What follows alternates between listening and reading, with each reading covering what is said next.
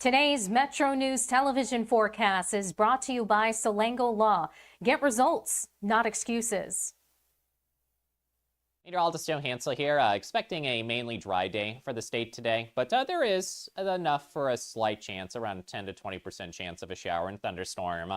That's for isolated activity. Very hit or miss and brief. They are more favored for some better chances of rain. Starting later tomorrow, we'll enter a pattern with some daily chances to likely chances of rain and total rain over the next 5 days, with also some locally higher amounts too. Some heavy and locally excessive rain may lead to some local flash flood potential in some of the days ahead, but not today. There's a front near stationary to our east. Some moisture will attempt to move in from there, enough to give us that slight chance, a 10 to 20% chance of showers and storms, and mostly sunny skies this afternoon, and some dense fog in the morning. Fly over forecast, it starts at home. Tampa, near 90. They had some heavy rain yesterday. Still watching for some chances of showers and storms to impact some areas of Florida potentially today. From Panhandle to Panhandle to the north, likely dry, mostly sunny, some patchy fog, highs mid and upper 80s, a little bit warmer today. And lows around 70 tonight, mid 60s to near 70 for the low with some patchy dense fog. For the northern hills, higher elevations in the eastern Panhandle, you're likely dry today. Some areas, some patchy dense fog, and then mix of sun and clouds, but mostly sunny. Low chance of a shower tonight. Across our northern and central areas, most of us are dry here today. A low, slight chance of an isolated shower with highs in the ranks of the 80s, near 70 for some of us tonight. Southern areas, here's where the best slight chance of an isolated shower and storm exists. Highs around 80 or so, Huntington near 89, and mid 60s to near 70 tonight. Tomorrow, likely chances of rain, some heavy and locally excessive, high near 88. And daily chances of showers and potential thunder through the weekend. This is Ben Salango with Salango Law. Salango Law has earned a reputation for getting excellent results for our clients. With decades of experience handling thousands of cases, we know what it takes to deliver. Proudly voted Best in the Valley for 3 consecutive years by readers of the Charleston Gazette-Mail, Salango Law is deeply committed to giving back by investing in our community. From supporting local programs to making our region a better place to live, Salango Law is proud to be your trusted legal and community partner. Check us out at salangolaw.com.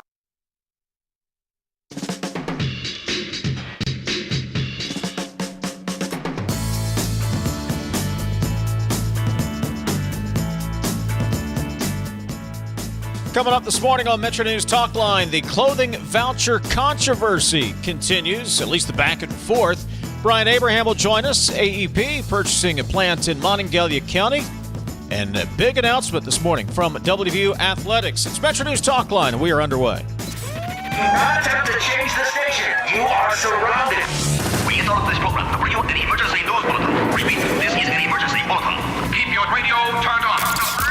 From the studios of WVRC Media and the Metro News Radio and Television Network, the voice of West Virginia, comes the most powerful show in West Virginia. This is Metro News Talkline with Dave Wilson and TJ Meadows. Check set lineup link. Activated Telos telephone. Switch network control from Charleston to Morgantown.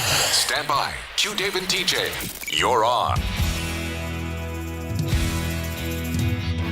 Metro News Talkline is presented by Encova Insurance, encircling you with coverage to protect what you care about most. Visit Encova.com to learn more.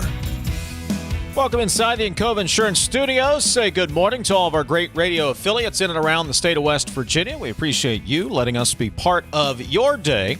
And if you're watching in on the Metro News TV app, Facebook Live, and YouTube Live, we appreciate you as well. Phone number is 800-765-TALK, 800-765-8255. You can text the show at 304-TALK-304. Gang's all here. Intern Mila is handling the video stream today under the watchful eye of Supervisor Jake Link. And Ethan Collins is our audio producer working the phones. TJ Meadows is down in Charleston. A little bit later on, Brian Abraham, the president and COO of Appalachian Power, will join us, talk about the acquisition of the Longview Power Plant in Monongalia County. Also get the latest on Iran with Fox News Radio's Jonathan Savage. And also we'll talk to the House Finance Committee Chairman Vernon Criss at the bottom of the hour. All that, say good morning, TJ Meadows in the Encova Insurance Studios Southern Division. Good morning, sir. Good morning. How are you? I'm doing well. How's everything in the Southern Command? It's a beautiful day here. There were no incidents on I-64, so the drive-in was okay. I tell you, sometimes it's like flipping a coin. I mean, you never know. It can be the best commute, or you're going to sit for a long time. You just never know. So you take your chances every morning. I always leave early enough, but I'm always worried. If I get stuck for 3 hours and I still don't make it here by showtime, what's going to happen. But I guess that's living dangerously for you, right? Zoom in from the interstate. That is content, TJ, and content is king. I need to start carrying a mobile access unit with me, and I can that way I can do it straight from. Yeah, maybe that's the way to do it. Just put the headset on like you're a traffic reporter out on 64 there. Did I say 68 before? 64. Sorry. 64, and report live from all of the action. So, but no, it's a great day, and back to school's coming up, my friend. I'm getting ready for that. That's what we're doing in my household, and let me tell you. So we sat down last night and started putting all the calendar entries in. Who's picking up? Who's dropping off? I mean, if you're a parent, you get it. It's you're in the zone. It's back to school time. So we did our calendars a couple of weeks ago. My wife and I. She's a coach, and of course, I got my obligations with the show and covering athletics. We got through mid-March. TJ, that's how far we went, and I went, well, that gets us through football season, the legislature, and basketball season, and then her softball season starts, which puts us into mid-June again. It is what I said at the end of that. You two process. are busy people. I mean, you do have a lot going on. I mean, that's. But if you think about it, I mean, it's so true. You get done with football, and then boom, you're right into the legislative session, and then that goes for a couple of months, and then you got basketball. I mean, it just rolls one to the next. Speaking of football, we'll talk football here in just a moment. Governor Morrisey held a news conference this morning. He started his water tour. He was on the campus of Marshall University this morning, but he was peppered with questions about TANF and the clothing voucher program. We hope to have some sound from that a little bit later on this morning. We're going to get Vernon Criss's take on this controversy after the governor released, or his office released, a very detailed explanation of what was going on yesterday, right toward the end of the show. We'll get into that in just a little bit. But a big announcement from WVU this morning, along with Antero Resources. Now, among the NCAA rule changes for the upcoming season, Division I teams are permitted to wear up to 2 commercial patch logos. There are size and placement restrictions. Those patches are in addition to other logos already allowed on the uniform. This morning, WVU Athletics and Antero Resources announcing that Antero will be the official jersey patch sponsor for WVU Athletics. It's a 5-year partnership that includes all 18 varsity sports. Joining us from Antero Resources this morning is Maribeth Anderson. Maribeth, good morning, and thanks for joining us. Good morning.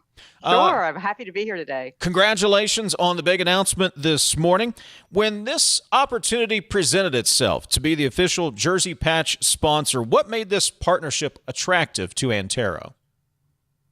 I would go straight to what Ren Baker said this morning when he presented our CEO with the jersey with the patch on it, and we made the announcement. He said it almost looks like it was always meant to be there. It just feels like such a natural partnership to us. When the NCAA changed the rules and announced that they were going to allow these patches, it just felt like the next logical step for our company. In terms of this kind of long relationship with the state, Antero drilled its first well in West Virginia in 2009. Since then, we've paid more than $9 billion in royalty in West Virginia. Hundreds of millions of dollars in taxes, millions, in community gifts. Working to get the property tax dollars, working together with local school officials to improve education outcomes and student outcomes in North Central West Virginia. Great wages, great salaries for hundreds of employees and thousands of contractors. And along the way, we've become the largest producer of natural gas in West Virginia, producing nearly half the gas in West Virginia. So this synergy between, West Virginia and Antero has been going on for a number of years. And then we took the step late last year to sell our Ohio assets and consolidate our position in West Virginia. So you have this situation now where we're the 5th largest independent producer of natural gas in the country, the 4th largest independent producer of natural gas liquids in the country. Every molecule of that comes from West Virginia. So the jersey patch sponsor thing came up, and we approached WVU and to see what they thought about it. I mean, both WVU and Antero are huge economic drivers for the state. A large portion of Antero's employees graduated from WVU. A lot of Antero kids go to WVU. So it's just been a fun and exciting day for our company, for our employees. And, we're here at the Gas and Oil Conference where we made the announcement. And I can say it's an exciting day for the whole industry as well. Talk about how special it will be at Mountaineer Field on opening day when they come out. You see Antero on the jerseys. You talked about the fact Antero kids at WVU, Antero employees as graduates, from the roughneck who's got a flying WV on his hard hat out on the rig to someone working in the office. Talk about that sense of pride you think that your employees will have on opening day when the team runs out of the field. Yeah. There's just something about the Mountaineers and WVU, right? It's just something that is just so deeply ingrained in West Virginians. And you're right, from the roughnecks and the guys who work on the rigs to our mineral owners, our employees, everyone who has a piece of this company is going to feel that sense of pride, going to feel that connection to WVU and to Antero. And we're just happy to literally stitch that together for people. It's going to be great. The announcement this morning, Antero Resources, the official jersey patch sponsor for WVU Athletics, not just football, all 18 varsity sports will wear the patch. Maribeth Anderson joining us from Antero Resources. So how does this partnership align, Maribeth, with the company's overall investment in West Virginia? You mentioned the resources. How does that play into the company's philosophy and investment into the state?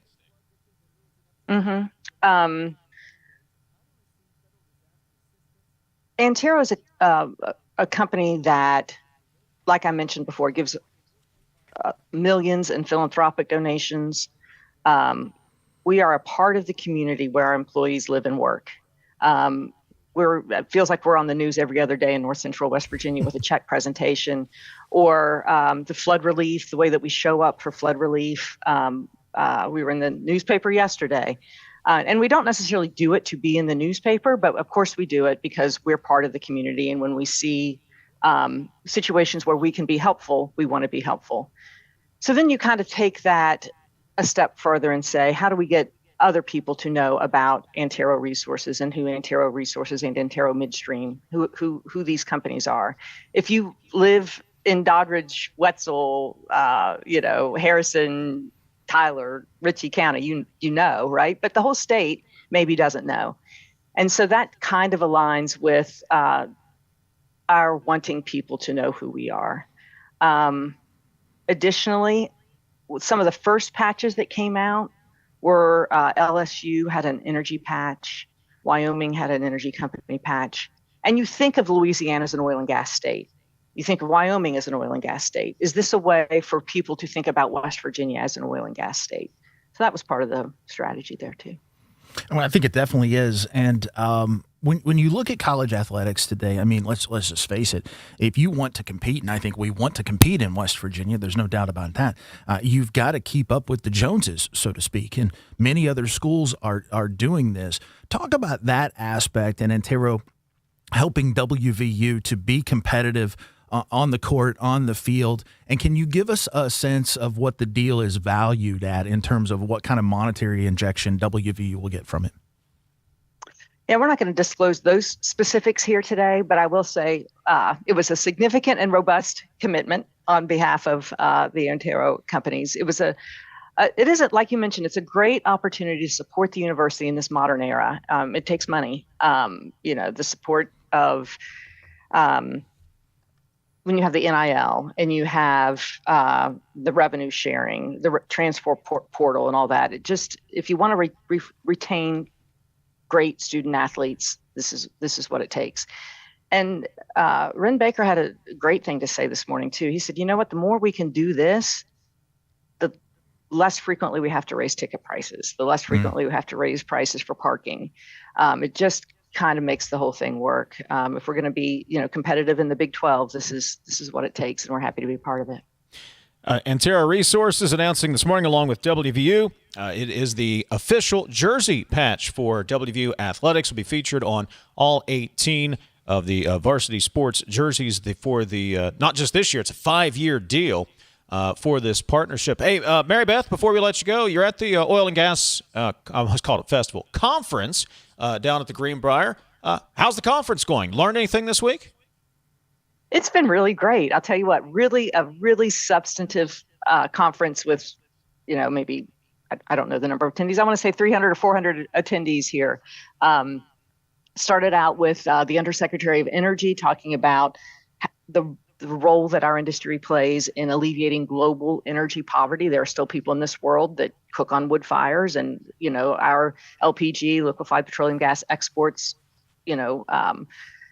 improve the quality of life in a very measurable way in developing countries. So he talked about that a little bit. We had Brian Abraham on. I know you guys are going to have him on later, and talked about this ongoing story that we have with the demand that's coming, all of the new natural gas power generation, and how we're going to use that to, hire more people and pay more severance taxes and more royalties and that kind of stuff. It was a great moment in the conference. We had the CEO of Hope Gas, the CEO of Diversified, talking about their job creation and their workforce training programs. Lots of good things. Do you think the best days of West Virginia are ahead with what we have in energy? Some folks may say, well, our energy days are past. Well, I see it every day on the text line. Energy is past. I'm thinking you would disagree with that. Tell me why.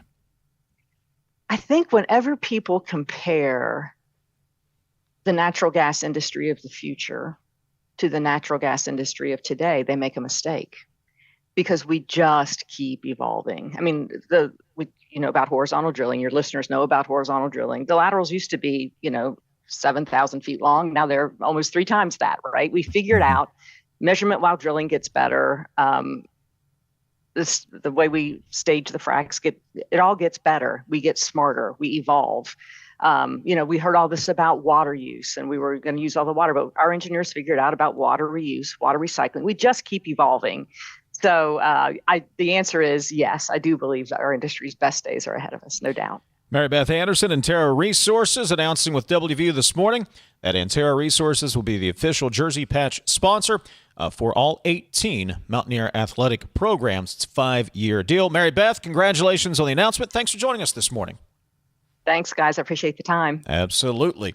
800-765-TALKS, the phone number, 304-TALK-304, the text line. More Talkline right after this. Are you ready to reach the finish line of retirement? At the Stike team at Wealth Enhancement Group, we provide comprehensive guidance for retirement planning in West Virginia. With years of experience, we'll draft a plan tailored for your unique goals.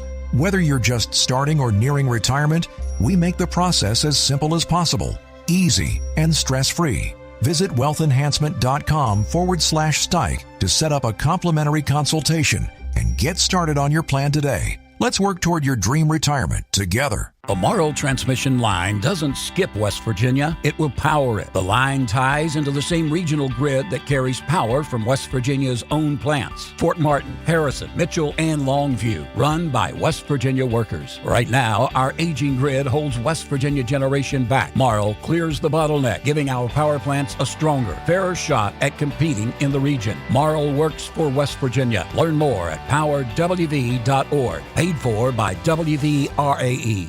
You're listening to Talkline on Metro News, the voice of West Virginia. You own a boat because you love spending time on the water. Choose the outboard that allows you to make the most of it. Honda Marine's legendary reliability, ease of maintenance, and powerful performance keep you going strong. The best selection of WVU apparel is at Daniel's Men's Store. Exclusive designs you won't find anywhere else. Stylish, sophisticated, and unmistakably Mountaineer. Shop in store or online at danielsofmorgantown.com. Of course, the LVAD was brought into my life because I had a severe heart attack in November of 2024. And then I entered into congestive heart failure. Where he was in the course, we really had to go towards an LVAD. At that point, I was committed. At that point, I wanted to get better, and I wanted to see what this machine was going to do for me. With this therapy, he's thriving, doing well. And not only is he living, he's thriving. Need a truck that's ready for work, weekends, and everything in between? Right now at Dan Cava GMC, get up to $10,000 off select new GMC Sierra 1500, or save up to $4,000 off all new GMC Canyon Elevations, offering bold styles, advanced technology, and everyday practicality. Come explore our all-new GMC Yukons, built for busy families and big adventures. All this and more at Dan Cava GMC in Bridgeport. Shop Thorold. In 1914, the same year the first commercial flight soared and the Panama Canal opened, Greer Industries was born. Herbert and Agnes Greer began in Morgantown, West Virginia, striking the first pick into the limestone formation that would become the backbone of one of the state's great industrial legacies. From the roads we drive on, the buildings we build, and the communities we serve, Greer Industries has been delivering quality for decades. At Greer Industries, we've been improving lives for more than a century.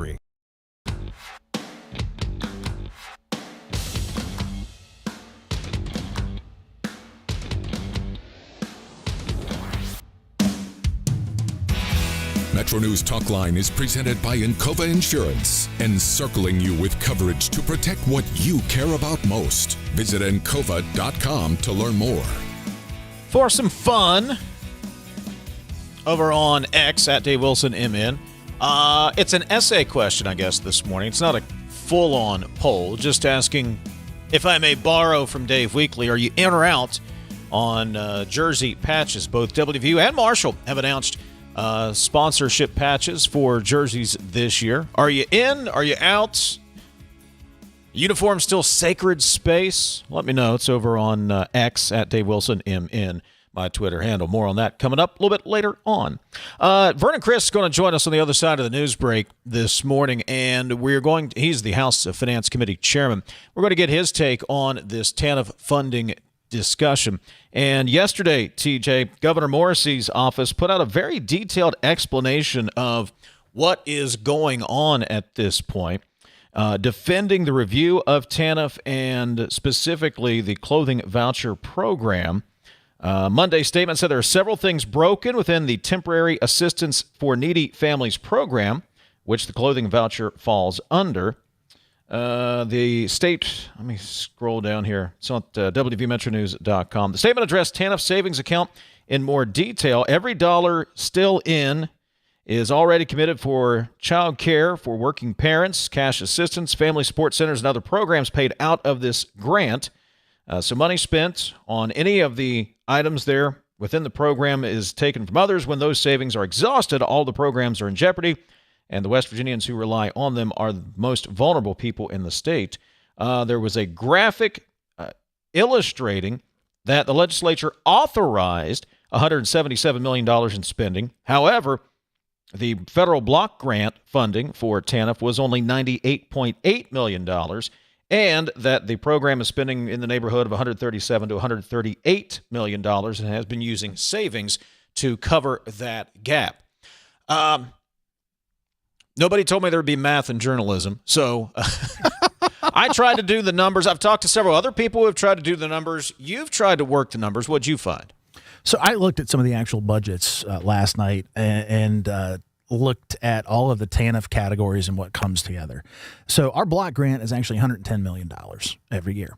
Now, a percentage of that has to be shaved off to go to certain social services and fees. That brings it down to the 98.8. That's the injection that we get every year from the federal government. In order to get that injection, and I think this needs to be talked about, and it's not being talked about, the state has to spend some money. Because remember, before these programs became federal back in, I believe, the 70s or 80s, they were totally funded by the state. So the feds still require the state to put in money. And our match, best I can tell, that we have to put in order to qualify is about $30 to $35 million, depending on what you count and what you don't. When you add those two together, you get right around close to that 137. That's the closest I've been able to come to make this math work. As far as the spending authority, here's what I would say. If there are leftover federal dollars from years prior, which the Morrisey administration said there were yesterday, I think roughly 41 million, you would need a spending authority high enough in this current budget, because it's my understanding spending authority that's been granted previously expires with that budget. You would need higher than $98.8 million to cover whatever other expenses from federal dollars you wanted. That $177 million spending authority, that's what the governor asked for. It's what the legislature gave him. So I still think this is muddy. I would still like to see a single one-pager. Here's what the starting balance was in TANF when the fiscal year expired. Here's what's coming in from the feds. Here's general revenue matched from the state. Here's how much of the savings we plan to spend. And if the legislature or the governor wants to spend that down, okay, it's not like you can save the money for something else or do something else with it. It's TANF money. A simple spreadsheet would clear all of this up. No rhetoric, no graphics. Why are we comparing ourselves to Rhode Island? I still haven't figured that out yet. But that's where I'm at on it as of 10:28 and 50 seconds on Tuesday morning. The release went on to address the clothing voucher program specifically.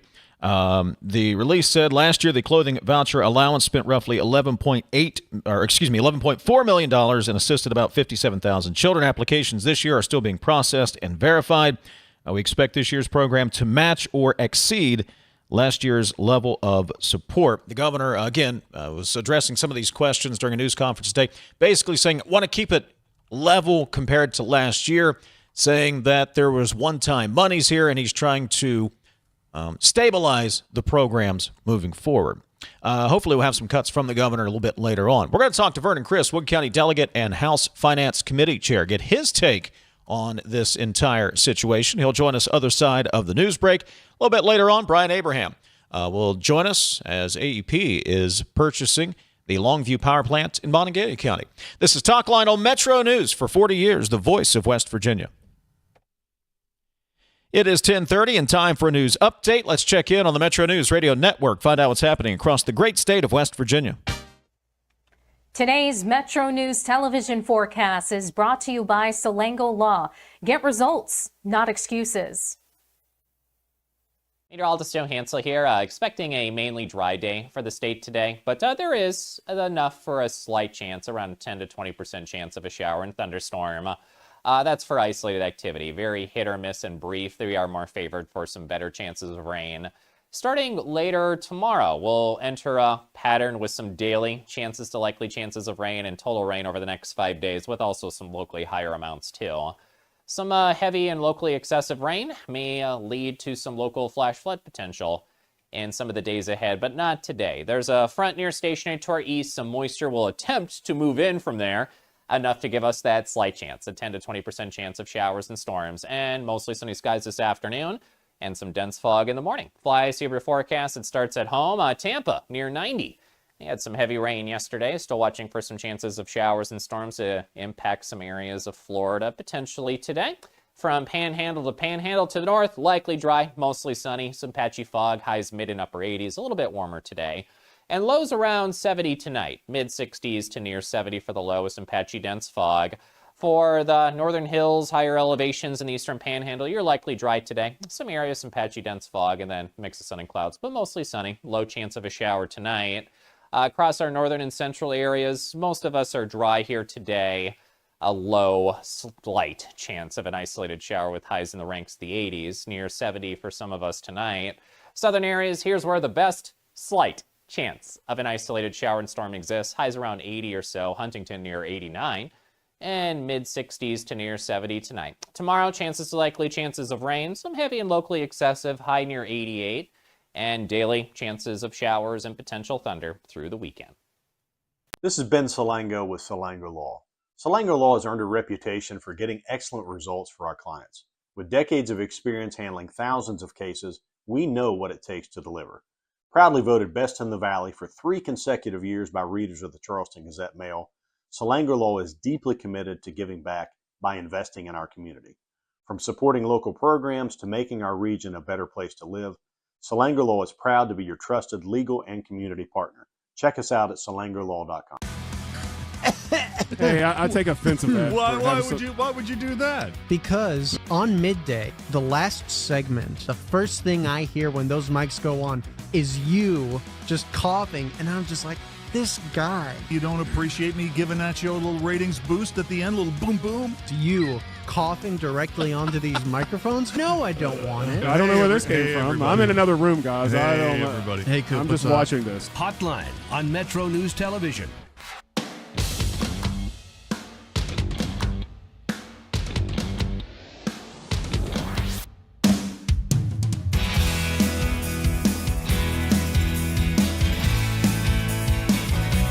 MetroNews Talkline continues from the Encova Insurance Studios, 800-765-TALK, the phone number. You can text us, 304-TALK, 304. Got a little poll question up over on X today, at Dave Wilson MN. Are you all in on the jersey patches, or is that sacred space?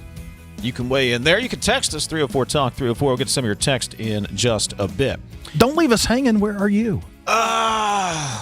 Golly, TJ, I'm old. See, I want to let people vote first. All right, never mind. Oh, you're right. Fair. We'll get back to it. We got another segment coming up, TJ. We're trying to tease. We're trying to keep people around. Fair enough. All right. Vernon Criss is the House of Delegates Finance Committee chairman. We did the mini set up there right before the break. The back and forth over TANF continues, especially the clothing voucher program. The governor's office put out that detailed release yesterday explaining that TANF receives $98.8 million in federal block grant funding each year, but is spending around $138 million, and that has spent down reserves from $141 million to $41 million to make up the difference. As the clothing voucher program goes, the governor says his administration is holding funding for the program steady at the same level as last year. They emphasized that the $177 million mentioned by lawmakers is what TANF is authorized to spend and is not a funding allocation. So does all the math add up? We pose that question to House Finance Committee Chairman Vernon Criss, who joins us on MetroNews Talkline. Vernon, good morning. Thanks for joining us. You're welcome. Thanks for having me. Absolutely. Does that math all work for you? No. Why not? Absolutely not. Well, the problem is that the 177 authorization of federal spending and state revenue dollars is what he asked for in his budget. We authorized that, both the House and the Senate, in the compromise budget. Funding for that program has to obviously come from the feds as well as state program, as you had mentioned earlier on the radio about the match that has to happen for the state. We will do that. This is an administrative problem of an everyday thing for him that he has elected to make it as an artificial crisis so that he can come in and quote unquote rescue the situation. All he has to do is when the program becomes to the point where they've spent their back monies, he can come to the legislature for an additional supplemental appropriation, as we normally do in January and February, and place before the Finance Committee, as we have on various things in various departments, either authorization to spend more money as it comes in, or actually fund those accounts. As he's indicated, he thinks he might need $10 to $15 million, and that can happen in January. There's no need for a special session. We're at the end of the first month of the fiscal year. There is plenty of cash. There's been an excess in cash for the very first month of the fiscal year, plus the unappropriated surplus at the end of the last fiscal year. So this is not a big deal when you sit down, if you would sit down with the powers to be to go through the process. I had indicated earlier too, I think a lot of the problem is that the governor has only done two budgets at this level.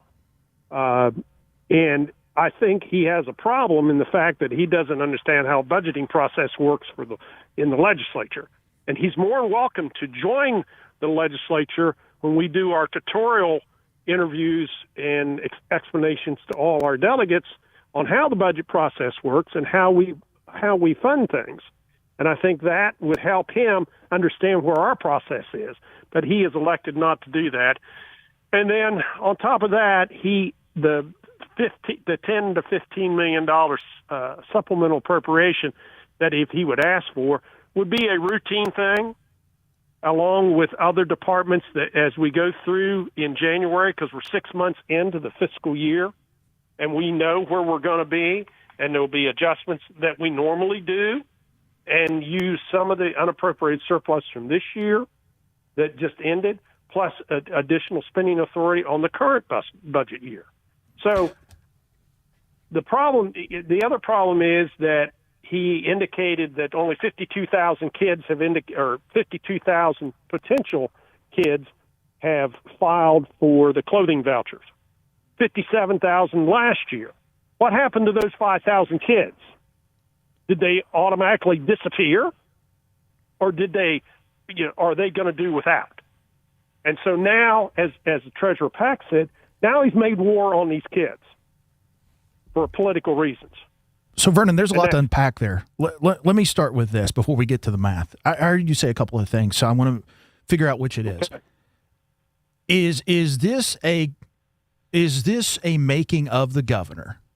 This crisis, as you said, is this of his making intentionally for political purposes, or do you believe that this is an unseasoned executive that hasn't dealt with budgets and the problem has arisen because of that? Is it one or the other? Oh, it's both. I mean, you look at his background. He's been an attorney. He wouldn't even come to the Finance Committee when he was the Attorney General to provide his own budget. He would not even show up to do that. He had other things to do when his budget hearing came up in front of the House Finance Committee. So, I don't know that the man understands how to do budgeting in the process that at this level, because obviously we take roughly $6.5 billion of state revenue, and we turn that into about a $25 billion service organization with the match from the federal dollars for overall state government, and that he is the CEO to be able to disperse those funds. And so the administration is there full time, and that's why he should be doing the job that he is asking us to do, and I think it's simply the wrong way to do it. Vernon Criss is joining us, Wood County Delegate, House Finance Committee Chairman. Vernon, if TANF is spending about $140 million, its budget's about $140 million, why authorize it for funds beyond that up to $177? Because of the opportunity for other dollars to be placed in those accounts. Normally, in all the other state government, besides human services, health, and health facilities, most of those line items and all those other departments are limited to a 5% exchange from one line item to the next. And especially even in highways, we even narrow that down even closer. But in those three departments, we years ago and I can't remember what prior administration before Justice, they gave them carte blanche to be able to move money whenever they needed to. And so when the block grants come in, when the state dollars come in, when the federal dollars other than block grants come in for particular programs, they are given the ability to move those monies as they need it on a timely fashion. And so that $177 million authorization is there so that they can move monies that may not be allocated to that department, but would be injected into that department because they have the ability to move those monies around. Let's get to the nuts and bolts of what we can spend. $110 million is roughly what we get from the feds. That is whittled down because of social services allocations that are mandated and some fees. So that takes it down to the $98.8 million federal block grant. I think we all agree on that. What I am not hearing anything about is MOE. Explain what that is and why aren't we counting that money? Because if we do, it seems to me that the picture is much rosier than what's being painted. Well, of course, that's the $25 million of the state's money that we have to, effort that we have to put in. So, as you had indicated earlier, when you look at quote unquote the deficit, when you look at the real deficit, which there isn't, when you take them, if you would go ahead and use the monies from your savings that you've had in years past, you're not going to have a problem, quote unquote, this year. So it's unusual as far as timing is concerned. Why did you pick on 5,000 kids on clothing vouchers and make an artificial deadline? Normally it's in the middle of August and you cut it off on the 27th of July. And so 5,000 kids did not have the opportunity, or the parents did not have the opportunity to fill out the necessary forms or whatever they need to do to be able to get the clothing voucher. And then this morning he talks about the fact that people are using the money to go buy beer and cigarettes for a clothing voucher. I thought that's a pretty low blow to the people. That $41 million. That $41 million that the governor says if they spend down would put the programs or all of the programs into jeopardy. Correct me if I'm wrong. We can't spend that on anything that's not TANF related. And I'd like your take. I mean, do we need to keep that $41 million there, or why is it sitting there? I mean, what good is it if we don't spend it? I'm trying to understand how that $41 million plays in. Yeah, it's the same process that he's going through on the highway department when he cut in the line item veto that he did last year. He cut authorization of spending of federal or of state-funded state gasoline funds to the highway department by $25 million. Those monies can't go anyplace else, can't be used for anything else but highway monies. He's done the same thing on water and sewer projects. He's out there toting today that he's going in the southern part of the state about water and sewer, and he cut $30 million in the first budget, in the back of the budget that we had for water and sewer projects. So I don't think he's faithful to what the things that we are needing to take care of. We need to take care of temporary assistance to families, period. We need to take care of our children and their clothing vouchers, because we know as parents and grandparents, the best day in a kid's life is the opportunity to go to school, to go to kindergarten, or to go to first grade.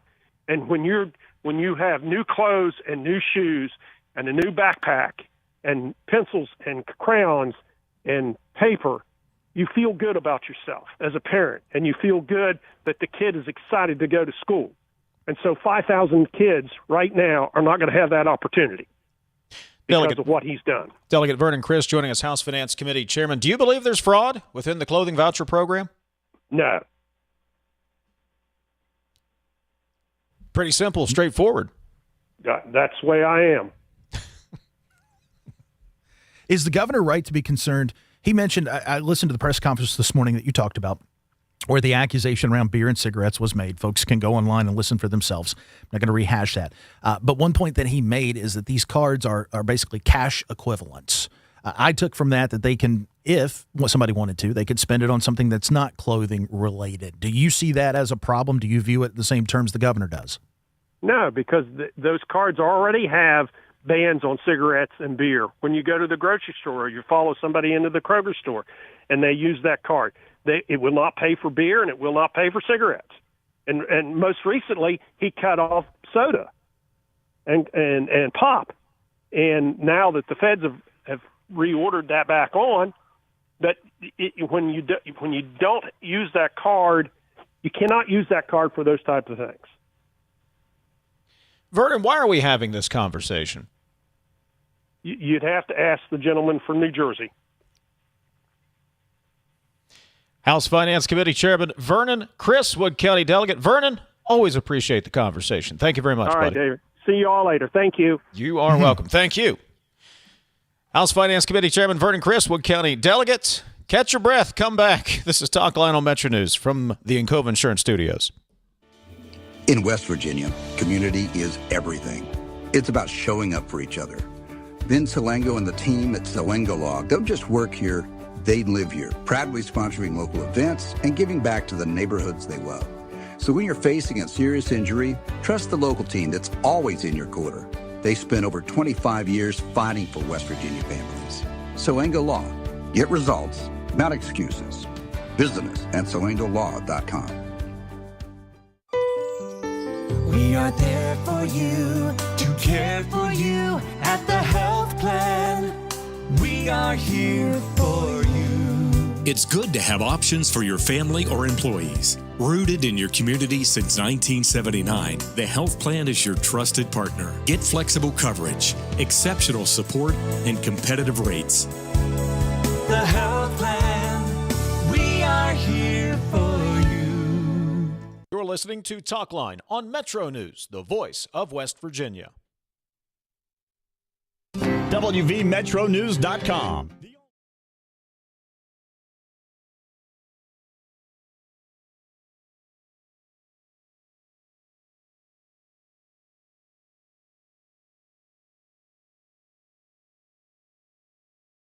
I had a severe heart attack in November of 2024. And then I entered into congestive heart failure. We really had to go towards an LVAD. And not only is he living, he's thriving.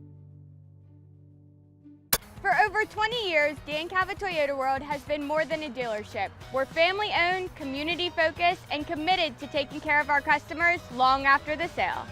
Our commitment doesn't stop when you drive off the lot. With factory-trained technicians and a service team you can trust, we're here to keep your vehicle running at its best for years to come. So when it's time to get your next vehicle, choose the dealership that's been serving the community for generations. Visit Dan Cava Toyota World in Fairmont. Shop the world. At Daniel's Men's Store, exceptional style begins with a curated selection and finishes with a flawless fit. When it's time to buy a suit, Daniel's is here to make sure yours is one of a kind. Discover tailored suits you'll only find in-store at Daniel's. You own a boat because you love spending time on the water.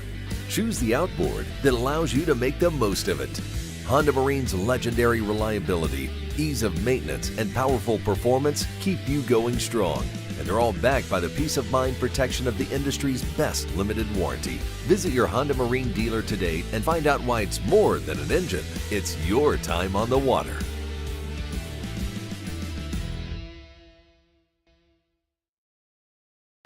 For over 20 years, Dan Cava Toyota World has been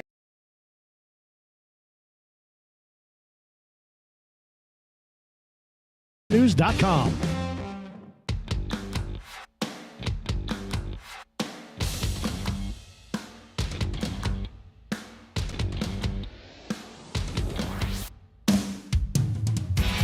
MetroNews Talkline is presented by Encova Insurance, encircling you with coverage to protect what you care about most. Visit Encova.com to learn more.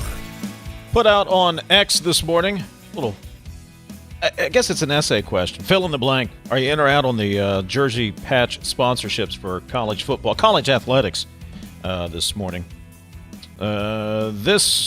Maynard replied, sure, everything in college sports has been monetized. Maybe it was inevitable, but once you do that, you have to go all the way to compete. We can be sad about what was lost or try to win games with the best mercenaries we can hire, says the texter.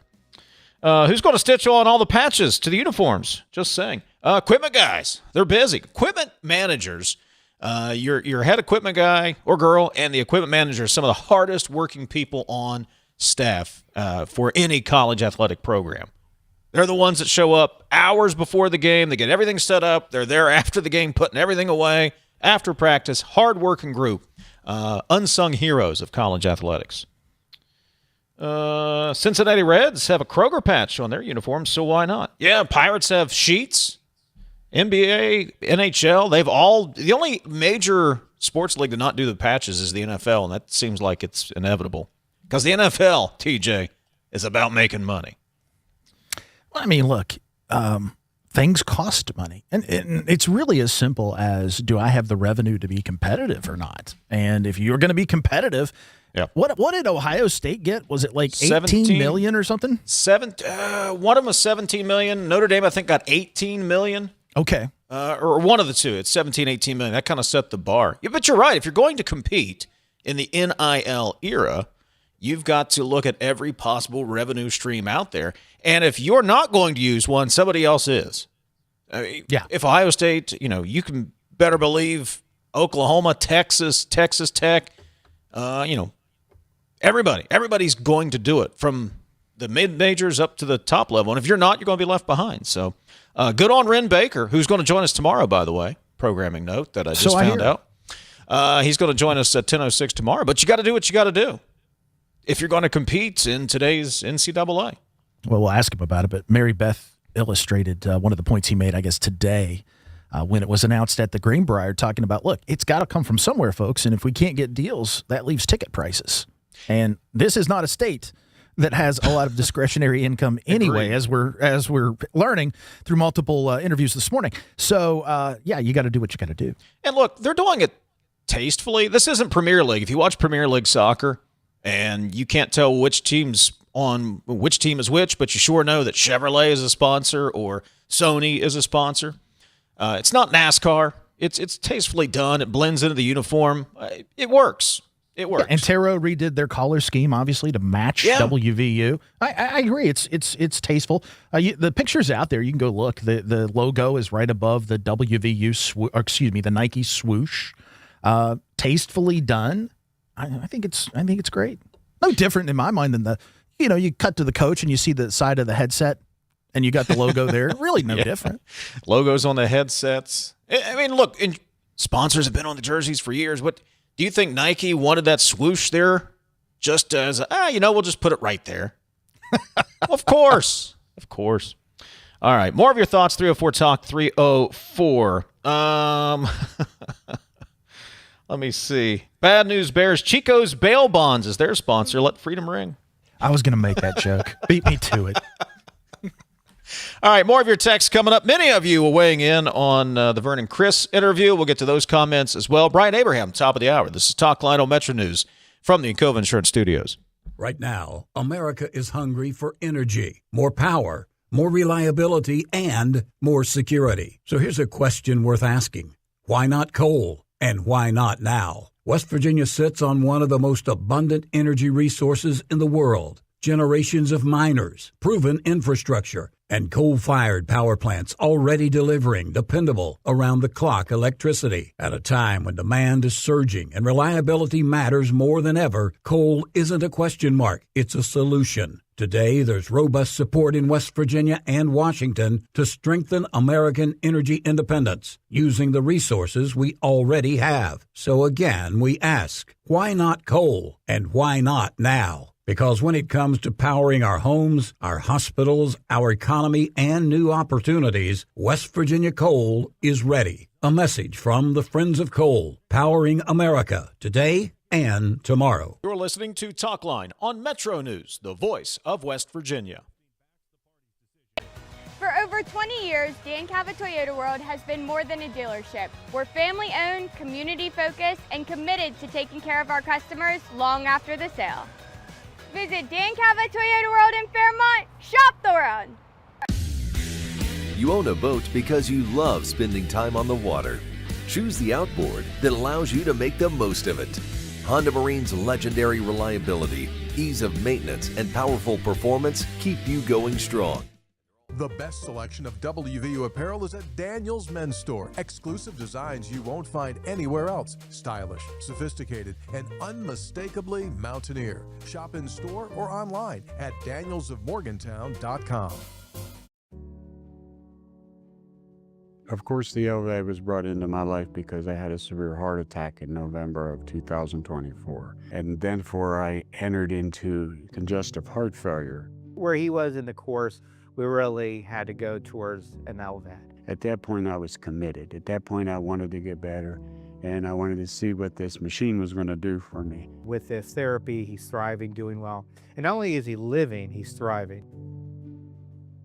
Leading the efforts to build a stronger West Virginia, the High Technology Foundation has a proven plan to strengthen and diversify our state's economy.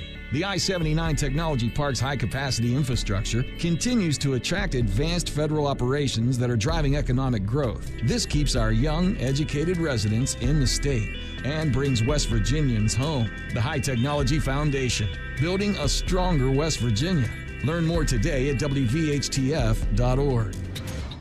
I kid my friend who just texted me, by the way, and said, no blanking cheese. You don't want him there because not everyone's going to have cheese. He's going to go up to everybody there and start turning over their carts. You are illegitimate. Midday on Metro News Television.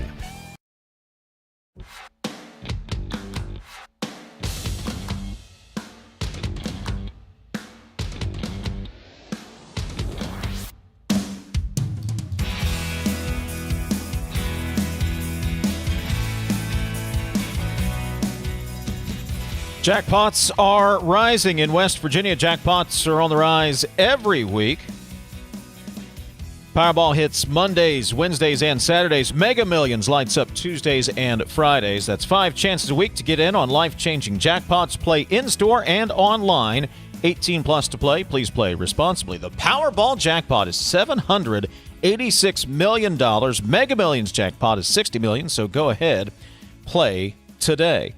Producer Ethan let me know during the break, TJ, if you think Premier League is bad, you should see the Mexican League as far as goes for uniform sponsors. Are you surprised that in his free time, producer Ethan's watching Mexican League soccer? No, I mean, he's a dedicated fan, knows what's going on. So I could see that. It's a dedicated fan. That's one way to describe it. Yeah. Look, I don't think college sports is going to be like NASCAR, where they've got I don't think that's going to happen, but just me, I'm cool with it. I'm a business guy, though. I mean, you could argue I'd sell my mother for a good deal. So, I mean. Watch out, Mama Meadows. He's taking offers. I would never. Would never. Brian Abraham going to join us here, top of the hour, President and CEO of Appalachian Power. They are acquiring the Longview Power Plant in Montague County. We'll talk about that deal. Also, just want to send our condolences. The broadcasting world lost a good one in the last day or so. Bill DeFabio, you probably know that name, especially if you're up in the northern panhandle, up in the Wheeling area. Longtime sports broadcaster, had a sports column for the Observer Reporter up in Waynesburg. He was the Wheeling University former PA announcer. He did Washington Wild things as well. But Bill DeFabio passing away. Send on our condolences to his family as the broadcasting world loses a, dare I say, legend. Coming up, Ryan Abraham, more of your text as well. This is Talkline on Metro News. For 40 years, the voice of West Virginia.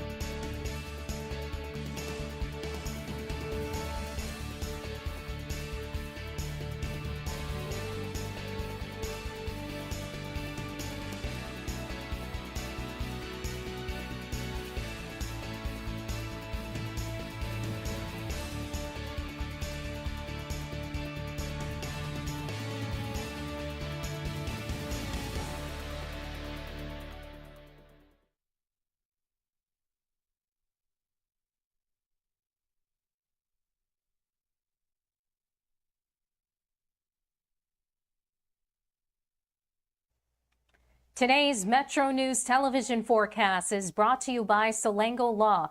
Get results, not excuses.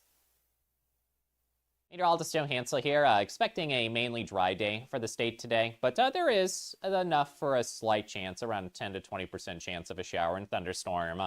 That's for isolated activity, very hit or miss and brief. We are more favored for some better chances of rain. Starting later tomorrow, we'll enter a pattern with some daily chances to likely chances of rain and total rain over the next 5 days, with also some locally higher amounts too. Some heavy and locally excessive rain may lead to some local flash flood potential in some of the days ahead, but not today. There's a front near stationary to our east. Some moisture will attempt to move in from there, enough to give us that slight chance, a 10 to 20% chance of showers and storms, and mostly sunny skies this afternoon, and some dense fog in the morning. Fly Saber forecast, it starts at home. Tampa, near 90. They had some heavy rain yesterday. Still watching for some chances of showers and storms to impact some areas of Florida potentially today. From Panhandle to Panhandle to the north, likely dry, mostly sunny. Some patchy fog, highs mid and upper 80s. A little bit warmer today. And lows around 70 tonight. Mid 60s to near 70 for the low with some patchy dense fog. For the northern hills, higher elevations in the eastern panhandle, you're likely dry today. Some areas, some patchy dense fog, and then mix of sun and clouds, but mostly sunny. Low chance of a shower tonight. Across our northern and central areas, most of us are dry here today. A low, slight chance of an isolated shower with highs in the ranks of the 80s, near 70 for some of us tonight. Southern areas, here's where the best slight chance of an isolated shower and storm exists. Highs around 80 or so. Huntington near 89. And mid-60s to near 70 tonight. Tomorrow, likely chances of rain, some heavy and locally excessive, high near 88, and daily chances of showers and potential thunder through the weekend. This is Ben Salango with Salango Law. Salango Law has earned a reputation for getting excellent results for our clients. With decades of experience handling thousands of cases, we know what it takes to deliver. Proudly voted Best in the Valley for 3 consecutive years by readers of the Charleston Gazette-Mail, Salango Law is deeply committed to giving back by investing in our community. From supporting local programs to making our region a better place to live, Salango Law is proud to be your trusted legal and community partner. Check us out at Salango MetroNews Talkline is presented by Encova Insurance, encircling you with coverage to protect what you care about most. Visit Encova.com to learn more. Second hour of MetroNews Talkline. Gang's all here. David Morgantown, TJ in Charleston. Producer Ethan is handling the audio side and the phones. Intern Mila runs the video stream under the watchful eye of Jake Link.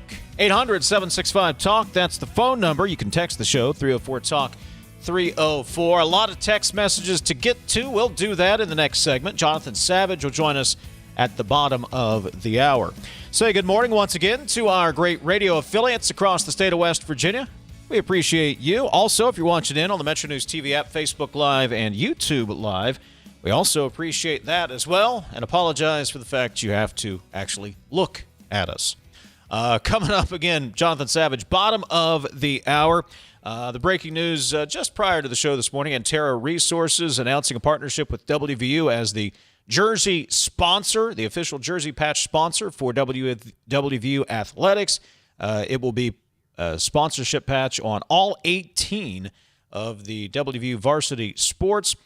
We've got some photos up at WVMetroNews.com of the patches on the jerseys. You can check that out. We've been talking about it all morning. We'll get to some of your text and thoughts on that as we go forward. Good morning once again. TJ Meadows in the Charleston Command Center this morning. Good morning, TJ. Good morning. And I think they look great. I've looked at the jerseys. I think they look great. I saw 5 or 6 different looks, different uniforms, jerseys by sport. I think they look great. I love that it's tied to the state. I love that it's tied to energy. It's who we are. It's a great day. I've given up on the uniform. Look, I'm a uniform purist, as they say. But I've learned 2 things, TJ, as I've gotten older. One, they don't design the uniforms for me anymore. They design them for the kids, as they say. The kids. And 2, it's an arms race. Whether we're talking about professionally or especially in college, it's an arms race. And you have to figure out and maximize your revenue potential. So if there's an opportunity, you have to take it. And Ren Baker said he's going to join us tomorrow, by the way. That was one of his goals, was to maximize those revenue opportunities. So if you want to compete for a Big 12 title, if you want to get back to Omaha, if you want to be in the Final Four, These are the things you need to do. And look, it's tastefully done. It's not Mexican League soccer, as Ethan pointed out. It's not Premier League or NASCAR. It's tastefully done, and it's what needs to be done if you want to be competitive. Do you want to be competitive, or do you want to be a purist, I ask? Well, and I love that it's local, back to that. I love that it's a company. I mean, they are primarily – Antero doesn't have any resources. They don't have any assets outside of West Virginia. They are all in on this state. So, not knocking Coke or anything, but I like that it's a local West Virginia company doing things and not some big brand. I like that too. More of your thoughts, 304-TALK, 304-800-765-TALK is the phone number. Late last week, it was announced Appalachian Power is acquiring the Longview Power Plant in Monongalia County. That raised some eyebrows about what the plans are moving forward. Joining us on MetroNews Talkline this morning, President and COO of Appalachian Power, Brian Abraham. Brian, good morning, and thanks for joining us.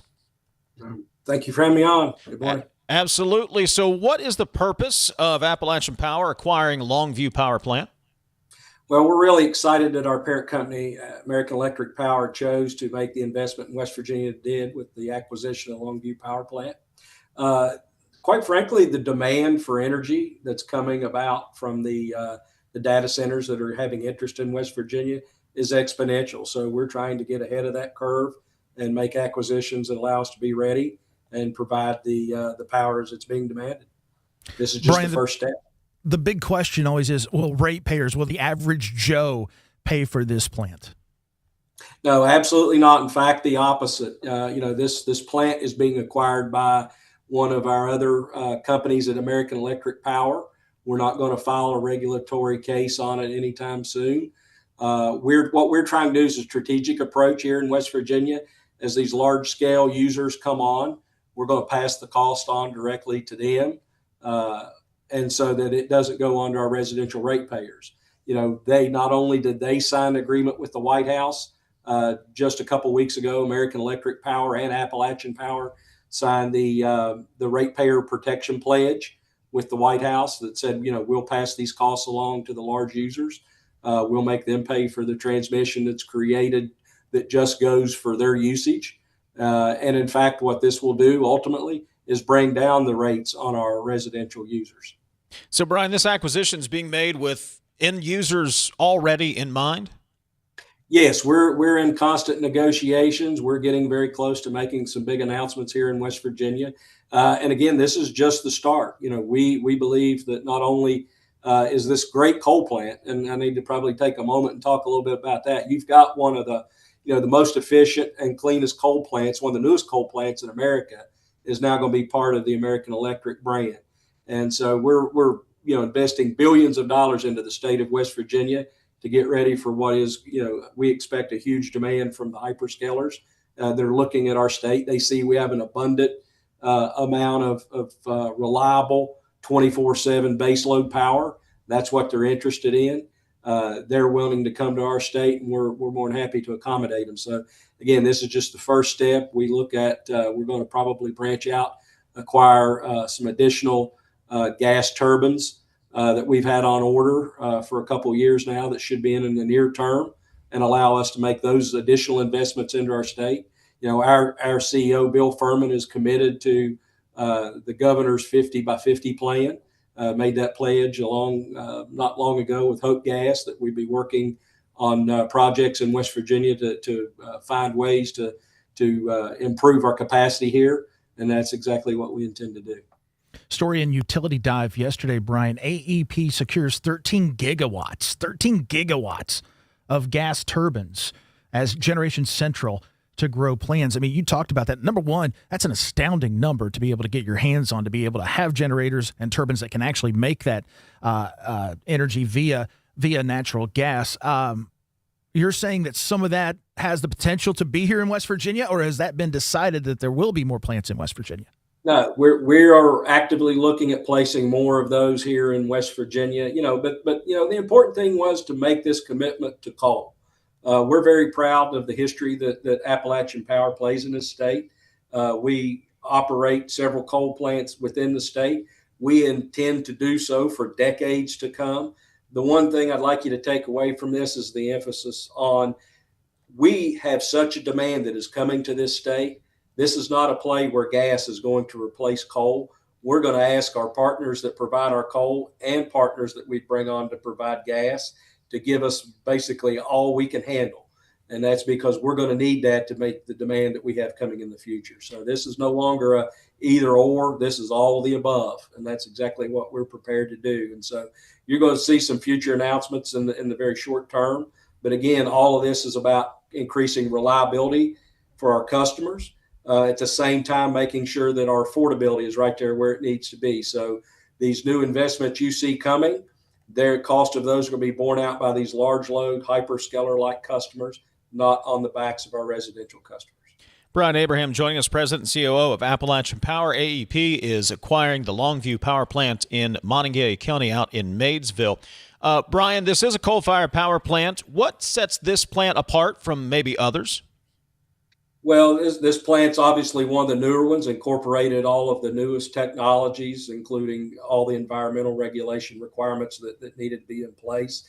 It is, I was there and looking at it just several weeks ago. Interestingly, they're actually using artificial intelligence inside the plant to improve the airflows and the burn rate. So, one of the plans we have, the AEP parent is, we're going to maintain the staffing at the plant. Those people are doing a great job there. So we're just basically going to put this in for approval, and then we're going to get going. And, that site right next to it, speaking of the gas turbines, already has a PJM interconnection and an air permit approved for placement of a 1.2 gigawatt gas plant just right there on the adjoining property. So that's the intent for the first one of these, and we have several more that we're going to be excited to announce in the very near future as well. Well, Brian, I'm just saying, you can always break them on this show. I mean, you got my number, man. If just keep that in mind.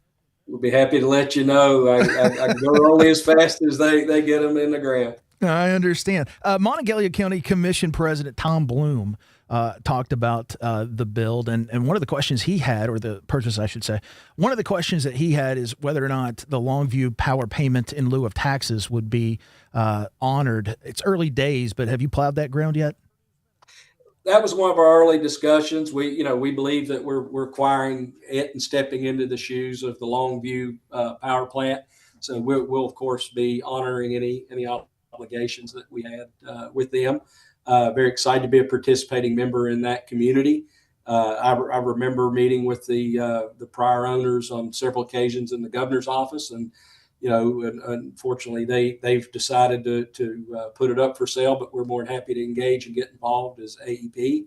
But we want to be an active member in that community. I've had the opportunity to be there. It's a great location. It has the PJM interconnection just across the border into Pennsylvania. But these are all going to be West Virginia jobs. These are going to be West Virginia taxes, and and we look forward to many years there being contributing to that local community. Brian, with this acquisition, you mentioned the demand a couple of times. Are you getting anywhere close to meeting the forecasted demand as you look out 20, 25, 30 years ahead?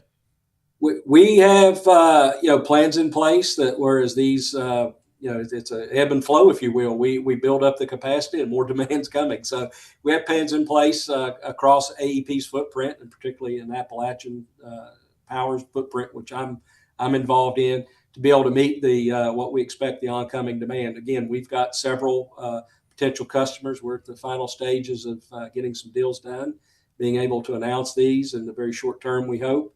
And these are going to be huge economic drivers in West Virginia. I mean, if you think about it, and I was involved, again, in the governor's office on companies like Nucor, which was, right now our largest power user in the Appalachian Power footprint.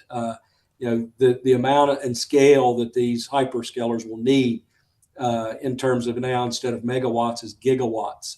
And those are the same amount of power that some of our cities in West Virginia require.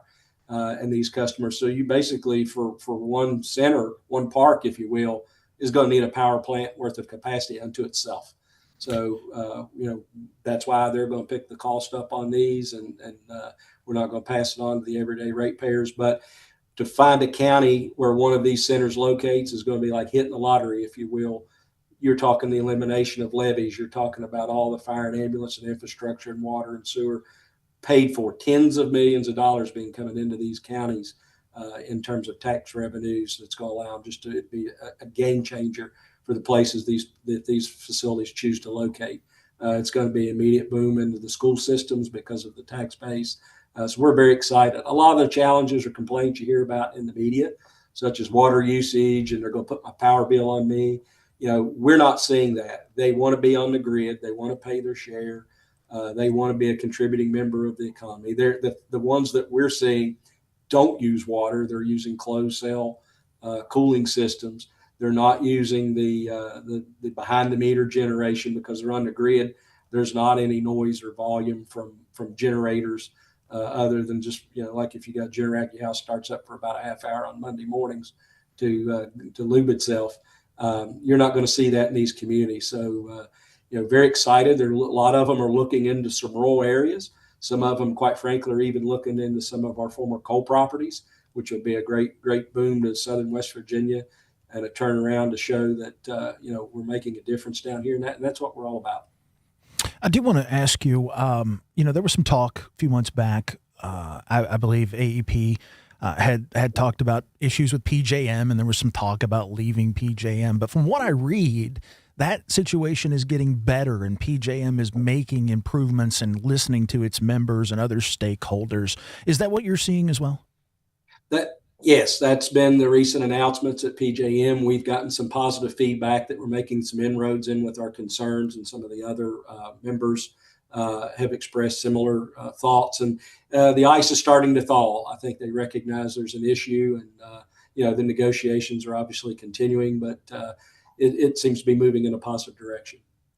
Brian Abraham, President and COO of Appalachian Power, AEP, acquiring the Longview Power Plant in Maysville in Monongalia County. Brian, we appreciate the time this morning and look forward to seeing this develop. We'll let you know as it happens. Thank you for your time. Absolutely. Brian Abraham, CEO, President of Appalachian Power. Take a break. Come back. We'll get some of your thoughts at 800-765-TALK. You can text the show, 304-TALK-304. This is Talkline from the Encova Insurance Studios. They say you can't take the lottery with you. But now you can play anywhere, anytime with iPlay, the West Virginia Lottery's official app. From Cooper's Rock to the Greenbrier River, from the bleachers to your living room, iPlay goes where you do. Safe, simple, and always West Virginia proud. Play anywhere, anytime. Download iPlay today. iPlay, the fun, secure way to play, wherever life takes you. 18 plus to play. Play responsibly. The WVU Center for Reproductive Medicine is here to help your family grow.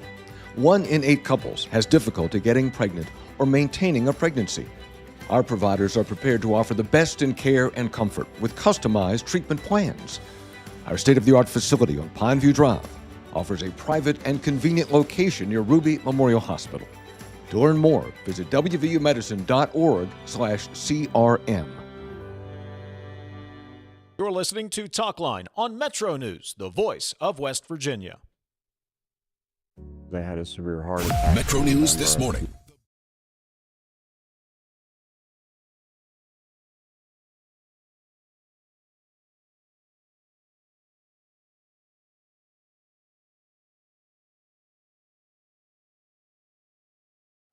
They had a severe heart attack in November of 2024. And then before I entered into congestive heart failure, We really had to go towards an LVAD. And not only is he living, he's thriving. Need a truck that's ready for work, weekends, and everything in between? Right now at Dan Cava GMC, get up to $10,000 off select new GMC Sierra 1500, or save up to $4,000 off all new GMC Canyon Elevations, offering bold styles, advanced technology, and everyday practicality. Come explore our all-new GMC Yukons, built for busy families and big adventures. All this and more at Dan Cava GMC in Bridgeport. Shop the world. In 1914, the same year the first commercial flight soared and the Panama Canal opened, Greer Industries was born. Herbert and Agnes Greer began in Morgantown, West Virginia, striking the first pick into the limestone formation that would become the backbone of one of the state's great industrial legacies. From the roads we drive on, the buildings we build, and the communities we serve, Greer Industries has been delivering quality for decades. At Greer Industries, we've been improving lives for more than a century.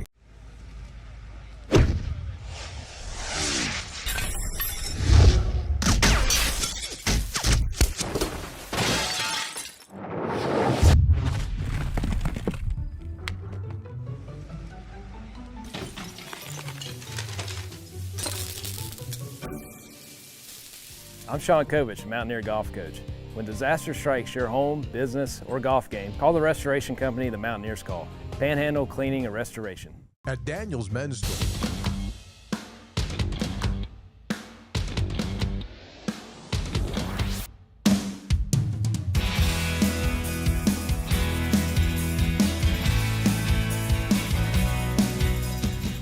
Talk 304 is the text line. 800-765-TALK, 800-765-8255. That's the phone number. Those are the two ways you can be part of the program. CityNet is West Virginia's local internet provider. High-speed, reliable fiber internet is probably right at your front door. Now is the perfect time to connect.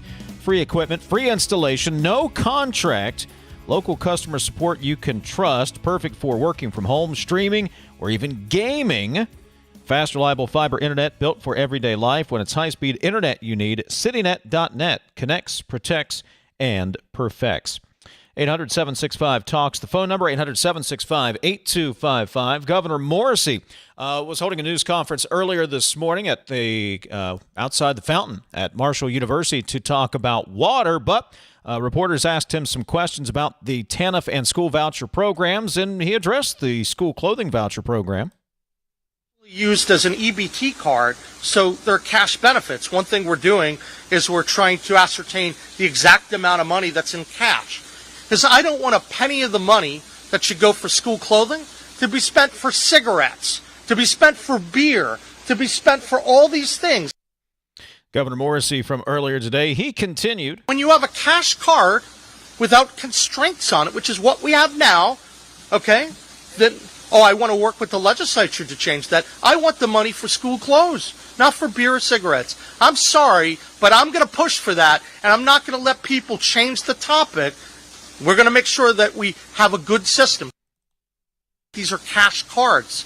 So by definition, we know when you have cash cards, when you can go to an ATM and take money out, yes, there's absolutely going to be problems with it. What we're trying to do is isolate exactly how much money goes through these ATM cards and how much money we could have directed for clothing for kids who need it. I am worried about some of these benefit systems if they don't have some of the fraud and abuse checks in them. And we spoke to House Finance Committee Chairman Vernon Criss. So it's unusual as far as timing is concerned. Why did you pick on 5,000 kids on clothing vouchers and make an artificial deadline? Normally it's in the middle of August, and you cut it off on the 27th of July. And so 5,000 kids did not have the opportunity, or the parents did not have the opportunity to fill out the necessary forms or whatever they need to do to be able to get the clothing voucher. And then this morning he talks about the fact that people are using the money to go buy beer and cigarettes for clothing voucher. I thought that's a pretty low blow. And Chris said the math doesn't math. This is an administrative problem of an everyday thing for him, that he has elected to make it as an artificial crisis so that he can come in and quote unquote rescue the situation. That's House of Delegates, House Finance Committee Chairman Vernon Criss from earlier in the program. Look, I have covered from the local end, been paying attention over the last 15 years. I've been here, this will be 16, 17 years coming up on. I have never heard this program brought up with this kind of an issue until this year. And here we are, TJ. We're talking about TANF funds. We're talking about clothing vouchers. We do not have agreement here on whether or not there is a problem, but there seems to be this effort to share responsibility to fix a problem that nobody can even agree exists. And here we are in the middle of July, and we brought this up earlier in the week. Stephen Allen Adams pointed this out earlier. I think it was either in his column or in a Twitter thread. The relationship between the executive branch and the legislative branch, this ain't helping, and is only going to sour even further if we continue on this path leading up to the legislative session in January. Today's claim on beer and cigarettes, you cannot use an EBT card to buy beer and cigarettes. Yes, you may be able to go to an ATM and get cash, but that is a heck of a claim to make if you don't have evidence and documentation to substantiate it. So if that's being thrown out there, show me where that's happened. Show me where that's happened. We can have a conversation about it. But I haven't seen any evidence that anyone has done that. Look, I can do the math for you. We're talking about, on the low end, 10 million, on the high end, 15 million. By the time you do the Fed, by the time you do the state and what we have to put in to match based on budget, you're talking about possibly a $10 to $15 million gap, which could be easily handled in a supplemental appropriation. That's the math. Period. Doesn't have anything to do with 177 million, doesn't have anything, that's the math. And if that's a problem, let's talk about it. And I don't think we're going to grind to a halt over $10 to $15 million. Sorry, not buying it. No, you come back in January, just like we do every year, with supplemental appropriation requests. Yeah, they do it I don't every buy it. January. This is Talkline on Metro News. Coming up, we'll talk to Jonathan Savage, Fox News Radio. More of your text as well as we head into the final half hour of the show. This is Talkline on Metro News. For 40 years, the voice of West Virginia. It's 11:30. Let's get a news update from the Metro News Radio Network. Find out what's happening all across the great state of West Virginia. Today's Metro News television forecast is brought to you by Solango Law. Get results, not excuses. Meteorologist Joe Hansel here, expecting a mainly dry day for the state today, but there is enough for a slight chance, around a 10 to 20% chance of a shower and thunderstorm. That's for isolated activity, very hit or miss and brief. We are more favored for some better chances of rain. Starting later tomorrow, we'll enter a pattern with some daily chances to likely chances of rain and total rain over the next 5 days, with also some locally higher amounts too. Some heavy and locally excessive rain may lead to some local flash flood potential in some of the days ahead, but not today. There's a front near stationary to our east. Some moisture will attempt to move in from there, enough to give us that slight chance, a 10 to 20% chance of showers and storms, and mostly sunny skies this afternoon, and some dense fog in the morning. Fly see your forecast. It starts at home. Tampa near 90. They had some heavy rain yesterday. Still watching for some chances of showers and storms to impact some areas of Florida potentially today. From Panhandle to the north, likely dry, mostly sunny, some patchy fog, highs mid and upper 80s, a little bit warmer today. And lows around 70 tonight, mid 60s to near 70 for the low with some patchy dense fog. For the northern hills, higher elevations in the eastern Panhandle, you're likely dry today. Some areas, some patchy dense fog, and then mix of sun and clouds, but mostly sunny. Low chance of a shower tonight. Across our northern and central areas, most of us are dry here today. A low, slight chance of an isolated shower with highs in the ranks of the 80s, near 70 for some of us tonight. Southern areas, here's where the best slight chance of an isolated shower and storm exists. Highs around 80 or so, Huntington near 89, and mid 60s to near 70 tonight. Tomorrow, likely chances of rain, some heavy and locally excessive, high near 88. And daily chances of showers and potential thunder through the weekend. This is Ben Solango with Solango Law. Solango Law has earned a reputation for getting excellent results for our clients. With decades of experience handling thousands of cases, we know what it takes to deliver. Proudly voted Best in the Valley for 3 consecutive years by readers of the Charleston Gazette-Mail, Solango Law is deeply committed to giving back by investing in our community. From supporting local programs to making our region a better place to live, Solango Law is proud to be your trusted legal and community partner. Check us out at solangolaw.com.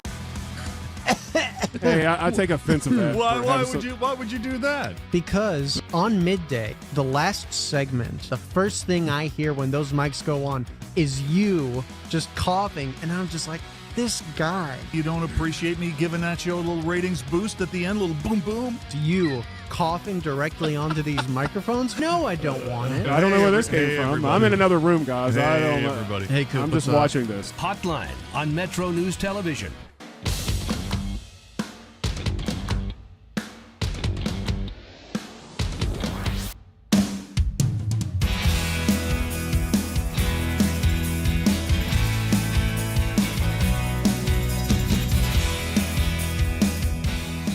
.304 Talk 304 is the text line. More of your texts coming up. 800-765-TALK is the phone number. Oil prices go up. Oil prices come down. Do we have a deal? Do we not have a deal? What's going on in the Strait of Hormuz? What could this all mean for future gas prices? Like 2 weeks, 3 weeks, 6 months, 8 months from now? Maybe Fox News Radio's Jonathan Savage has all of those answers this morning. Jonathan, good morning. Hello, good morning, and good luck to us. So, Jonathan, with the Strait of Hormuz is sort of open, it's not open, it's closed. Iran's talking about it. We may or may not have a deal. Oil industry leaders are watching all of this. What are they saying as they start to forecast out supply and demand? Yeah, Strait of Hormuz barely open, I think is the best way to put it. 8 or 9 ships a day passing through, well under the 130, 140 you would normally see, and you would have seen before this conflict began.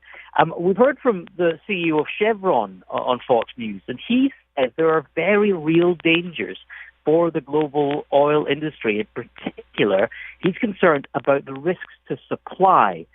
He's worried that the energy system may not have the capacity to meet global demand because demand has not dropped, even though we have all these problems with the Strait of Hormuz, the Red Sea more recently, and significantly energy infrastructure has been damaged in various oil and natural gas producing countries like Saudi Arabia, Kuwait, Bahrain, and Qatar. And these things you can't get back up and running in a heartbeat. It can take some time to repair and restart.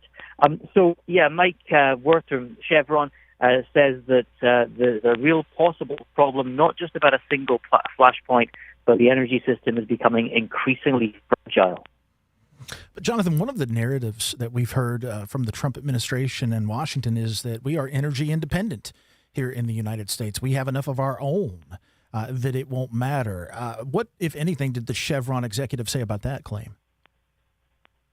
Well, I think the situation is that the United States does have enormous energy supplies, particularly oil supplies, and that will ensure that the U.S. should be able to ride out any particular storm. But the United States is not immune to the increase in price that can be caused by a drop in supply globally. The U.S. has certainly not been immune to the increase of prices we've seen as a result of the conflict.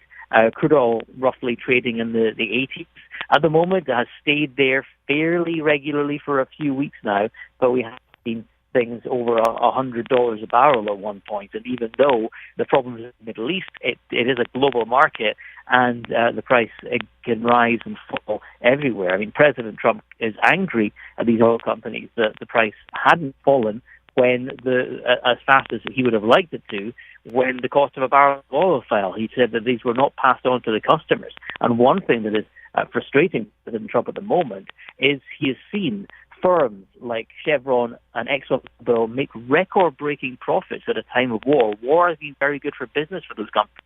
Chevron just reported its highest ever quarterly profit, $12.2 billion, a 5-fold increase on the same period last year. Fox News Radio's Jonathan Savage joining us. Jonathan, curious, what are the price fluctuations like in Europe and the UK right now when it comes to gasoline? Well, we're certainly not immune either. I mean, possibly we are even more susceptible. It's hard to do a complete translation because we don't do dollars per gallon. We do pounds per liter. I think we're about $6 per gallon if you did a rough translation. Certainly a lot higher than the United States, but we always are because our taxes on fuel are significantly higher over here than they are where you are. Yeah, no one told me math would be involved in this interview, especially conversions, Jonathan. So I'm gonna stick to other points. You have to wonder at what point the administration starts to listen to folks like Chevron and heed those warnings. I mean, certainly I think the Saudis and others would. We've seen that in these calls from foreign governments for the administration to back off of further attacks from Iran. Any indication, has the White House said anything about Chevron and their statements or what the industry is telling them? Any indication at all that the White House is listening? I wouldn't say that there is. I would say that you can expect that the White House is very much aware of all this. Certainly President Trump is aware of all this. He wants this conflict to end by diplomatic means as soon as possible. He promises that the price of gas will plummet as soon as the conflict is over and the Strait of Hormuz has reopened, because he knows that he's got midterm elections to worry about coming up soon. But of course, the Iranians know this too, and they are trying to string this along really for as long as possible. They have heard President Trump threaten them multiple times in recent months, do so last week as well, but it hasn't really changed the calculation in terms of the Iranians, and it hasn't really changed the behavior in terms of the Iranians. So is the Trump administration listening to these oil companies? Yes, they are, but they also have a war to win, and that's high in their agenda too. Fox News Radio's Jonathan Savage. Jonathan, there have been conflicting reports. The U.S. says there are talks. Iran says, well, there are talks, but we're talking to Oman. Who's talking to whom? Is anybody talking in reality? Yeah, over the weekend, President Trump said that he had cancelled massive attacks on Iran that he had authorized because talks were taking place. And then the Iranians came out and said, no, they're not. We have nothing scheduled in terms of discussions with the Americans. That President Trump on Truth Social to accuse them of being duplicitous. So today, what we've heard is that Qatar, who are mediating talks, they say they are making progress in efforts to end the war and bring oil prices lower. But that's not saying that the United States and Iran are talking directly or even necessarily talking indirectly. There are countries who are working in the background to try and get this sorted because they all in the Middle East want to be sorted as soon as possible. One conversation that is happening is between Oman and Iran. These are discussions about an interim reopening of the Strait of Hormuz. I think that it's a deal which perhaps Iran is pushing for because it would give them a lot more control than they previously would have had. So this deal certainly faces some potential hurdles. Fox News Radio's Jonathan Savage. Jonathan, we appreciate it as always. Thank you. Take care. We'll get some more of your text coming up. 304-TALK 304. The phone number is 800-765-TALK, 800-765-8255. This is Talkline from the Encova Insurance Studios. We are there for you, to care for you at the health plan. We are here for you. It's good to have options for your family or employees. Rooted in your community since 1979, the health plan is your trusted partner. Get flexible coverage, exceptional support, and competitive rates. The health plan, we are here for you.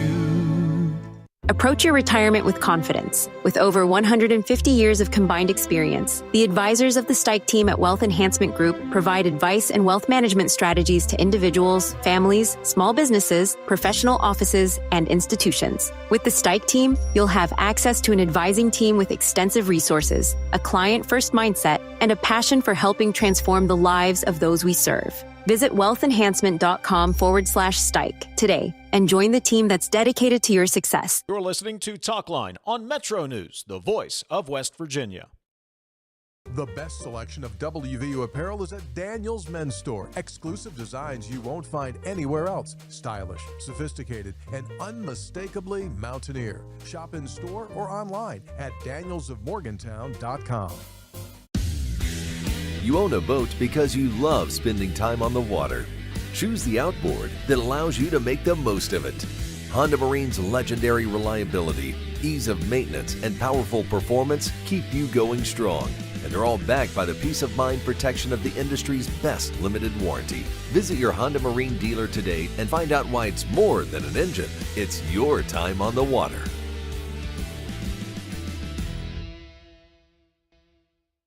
For over 20 years, Dan Cava Toyota World has been more than a dealership. We're family-owned, community-focused, and committed to taking care of our customers long after the sale. Our commitment doesn't stop when you drive off the lot. With factory-trained technicians and a service team you can trust, we're here to keep your vehicle running at its best for years to come. So when it's time to get your next vehicle, choose the dealership that's been serving the community for generations. Visit Dan Cava Toyota World in Fairmont. Shop the world! Of course, the LVA was brought into my life because I had a severe heart attack in November of 2024. And then I entered into congestive heart failure. Where he was in the course, we really had to go towards an LVAD. At that point, I was committed. At that point, I wanted to get better. and I wanted to see what this machine was going to do for me. With this therapy, he's thriving, doing well. And not only is he living, he's thriving. We're going to do public math, so it's 31 divided by 4. Yeah, just under 8 per win. Just mark it down. Put Tony and I down Just for go. 8, Coach Hunter. Put us on the prediction show for 8. We already got it. There's the math. Just go. Sports Line on Metro News Television.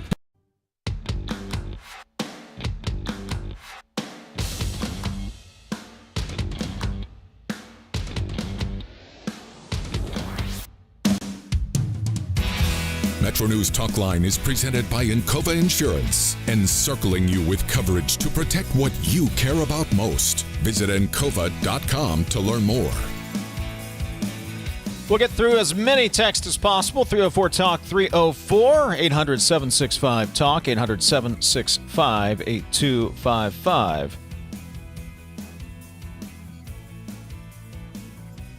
Guys, I worked as a cashier for Hill's department store. Back in the 70s, people who received a clothing voucher were given a paper voucher. The cashier filled out the voucher, itemized what was purchased, item size, SKU number. The store then submitted that to the state for reimbursement. Go back to that.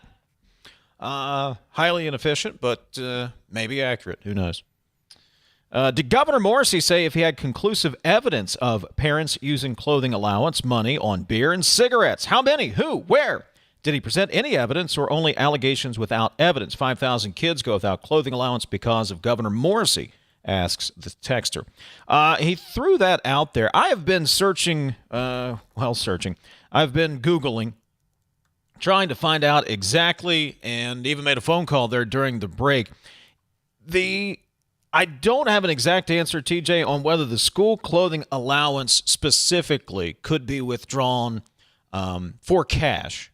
Trying to get an answer on that. I know others are trying to get an answer on that. And the only way you could use that EBT card to withdraw cash, you'd have to go to a specific ATM machine that allows that, and there would be a fee on top of that as well. So it is possible, but again, trying to get an answer specifically to the school voucher question, I was under the impression that it could only be used at a retailer where you purchase clothing, that you could not use that. I know it's not an approved purchase, TJ, but I don't think you can also just withdraw the cash and then use it to go buy beer and cigarettes, as the governor implied.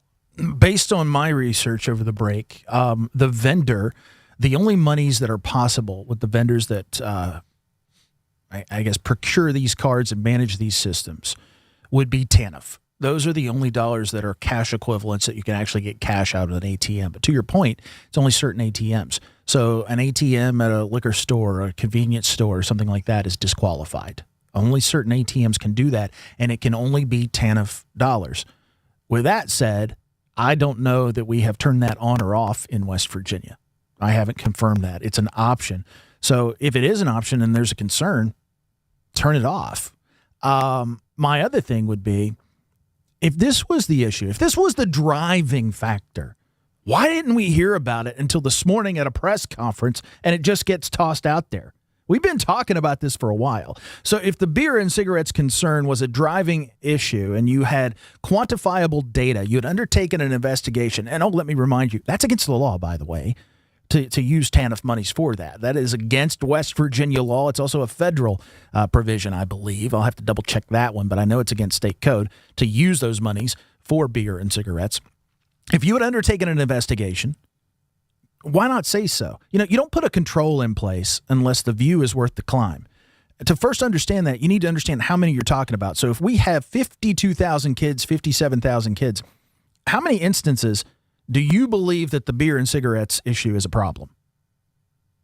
And I haven't heard any of that. So Well, we've never heard it. We've never heard that. I don't know where this came from. I mean, was this just something off the cuff? Because I would think with all the questions lawmakers were asking, Dave, we've had them on here. If that was the concern, wouldn't it have come out a couple of months ago or something, a couple of weeks ago? I mean, I don't want to be illogical. Am I being illogical? Tell me if I am. We've never talked to reporters who have covered this longer than I have. I've never heard this brought up as a problem within that program. Now, the problem, if you want to get into the problems, we can talk about the problems of the social welfare system and how that does enable vices, because you have these protections, you have these things to go buy say, clothing and you use your SNAP benefits and then use what cash you have to buy beer and cigarettes. I get that argument. I don't understand this one because I've never heard this as a problem. You've never heard this come up as a problem. Let's go to Donnie in Tucker County. What do you think, Donnie? Hey, Dave, I think the governor is a moron because the only way you can buy beer and cigarettes with a clothing voucher is to sell it to somebody. Same way with food stamps. You have to sell it to somebody. You think that's going on, Donnie? It goes on all the time. Mm-hmm. But you cannot buy beer and cigarettes with a clothing voucher. No cashier or anybody will risk their job for that. Right. Hey, Donnie, appreciate the phone call. And look, I want the governor and the legislature to be good stewards of the taxpayer dollars. I don't want people doing what Donnie just described. I get that. However, one, you're not going to root out all fraud. You're never going to do that, TJ. As much as we would like to, we're never going to root it all out. People are going to do bad things. That happens. We're talking about a kids' clothing program. We're talking about TANF, the Temporary Assistance for Needy Families here. That we have never heard this discussion, at least as long as I've been paying attention and covering from both within the Capitol and from afar. We've never had these types of discussions. No. Or if they're needed to happen, this is not the way. If they are necessary discussions, TJ, this is not the way to have them. This is not the time nor the place. I heard there were structural deficits. Now I hear there's fraud. I mean, both, I guess, could be occurring, but if you're telling me the fraud is so rampant that it's causing a structural deficit, and that's me saying that, I didn't hear that directly, but I'm trying to piece all of this together, man, so that it makes sense. I'm not the smartest guy around, but I'm not the dumbest either, and I got more questions than I have answers. 304 Talk 304. You got to be living in a fantasy world if you think people are not selling use of their cards or withdrawing money and buying booze and cigarettes with it. Go out into the streets, see for yourselves, says the texter. Where did I leave off? Ask more appropriate questions. Ask more appropriate questions. That just translates to more taxes. There should be a hard cap on all these taxpayer-funded programs. Ask the gentleman from New Jersey. Great shot. Love Vernon Criss. 304 Talk 304. Why does he assume the large... Did I read this one already? Can't remember. I'm going to read it again anyway. Why does he assume the large portion of the money will be spent on beer and cigarettes? Is that what he would spend it on? I wager he's bought beer or on the past, maybe cigarettes. Two, both of the products are heavily taxed and would probably provide revenue to the government. Dave and TJ, don't we have a supermajority in the legislature and they can pass any legislation and override the governor's veto? Who's to blame? Well, there was no veto here. There is money that is allocated to a program within the executive branch. Then it's the executive branch's job to administer that program. And that's where we're having a disconnect here. Right, TJ? And you explained this very well. There's no line item in the state budget for kids' clothing voucher program. There's a line item for TANF. Correct. And then that's you have what we've been talking about. Go on. I'm sorry. No, you're fine. You have the various programs that have to be undertaken, and you work on those when you do the budget. And I do think it's worth, to the texter's point, the spending allocation is exactly what was asked for. The budget is what was asked for. The monies, you're getting the block grant from the feds. You know what the state match is going to be. And these are the times, Dave, to your point, to raise these issues. If you have long-term structural deficits, raise them. Look, we don't plan years out in this state. You just don't in government spending. You have a budget. It has to balance every year. That's the way it works. And these are monies that can only be spent on TANF programs. You can't roll these into the rainy day fund or anything like that. So it's the process. And if you don't like it, I get it, but you got what you asked for, so make your own conclusions. Texter says, as someone who has the voucher for my kids, I can confirm you withdraw at any bank ATM. It's been like that for at least a decade. Used to be the paper voucher. No one ever asks for receipts, though. It says they should, says the texter. Never been a problem. Who knows how long all the fraud in Minneapolis was going on at places like the Quality Learning Center before Nick Shirley actually went out on his own and discovered the millions of taxpayer money that has been stolen just there. Apples to oranges. Apples to oranges. Texter says, just set up a flock camera to identify TANF cards. Well played. Well played. Touche. More of your texts coming up. 304 Talk 304. We'll wrap it up for a Tuesday right after this.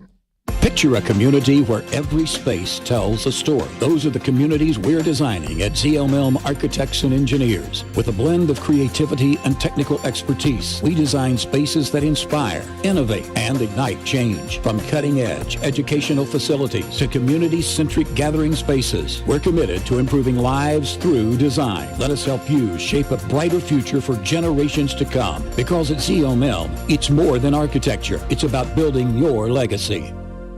They say you can't take the lottery with you. But now, you can play anywhere, anytime with iPlay, the West Virginia Lottery's official app. From Cooper's Rock to the Greenbrier River, from the bleachers to your living room, iPlay goes where you do.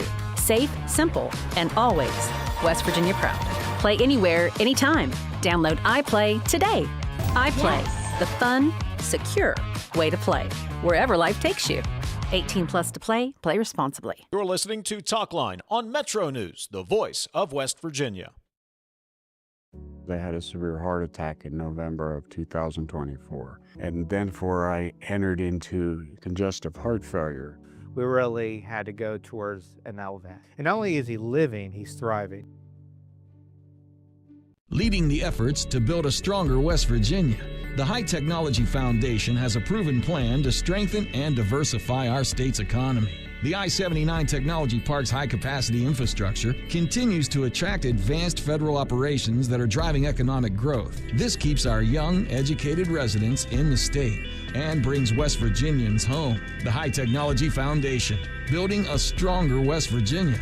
Learn more today at WVHTF.org. You own a boat because you love spending time on the water. Choose the outboard that allows you to make the most of it. Honda Marine's legendary reliability, ease of maintenance, and powerful performance keep you going strong. At Daniel's Men's Store, exceptional style begins with a curated selection and finishes with a flawless fit. When it's time to buy a suit, Daniel's is here to make sure yours is one of a kind. Discover tailored suits you'll only find in store at Daniel's. We're Panhandle Cleaning and Restoration, and we're gonna save you. We've got it down to a science, an absolute state of art. We do it all, restoration, cleaning, and reconstruction. When disaster strikes, just pick up the phone. We're Panhandle Cleaning and Restoration, and we're gonna save you. For over 20 years, Dan Cava Toyota World has been more than a dealership. We're family-owned, community-focused, and committed to taking care of our customers long after the sale. Visit Dan Cava Toyota World in Fairmont. Shop the world!